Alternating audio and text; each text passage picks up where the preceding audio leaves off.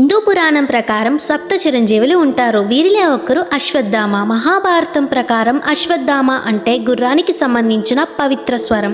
ఇతను పుట్టినప్పుడు గుర్రంలా అర్చాడని, అందుకే ఈ పేరు వచ్చిందని నమ్ముతారు. ఇతను ద్రోణ కృపల కుమారుడు. అడవిలోని ఒక గుహలో జన్మించాడని, ప్రస్తుతం అది తపకేశ్వర మహాదేవ్ ఆలయంగా డెహ్రాడూన్ ఉత్తరాఖండ్ లో ఉందని చెబుతారు. ఇతని ద్రోణపుత్ర అంటే ద్రోణాచార్యుడి కుమారుడు, కృపిపుత్ర కృపి కుమారుడు అని, గురుపుత్ర గురువు ద్రోణుని కుమారుడు అని, ఆచార్యపుత్ర ఆచార్యుడు అయిన ద్రోణాచార్యుడి కుమారుడు అని కూడా పిలుస్తారు.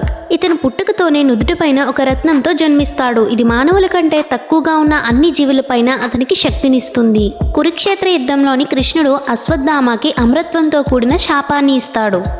ఈ శాపంతో కలియుగ అంతం వరకు కూడా తన చర్యల భారాన్ని మోస్తూ నిర్జల ప్రదేశాలలో, అడవులలో, ముఖ్యంగా నర్మదా నది ఒడ్డున తిరుగుతూ ఉంటారని నమ్ముతారు.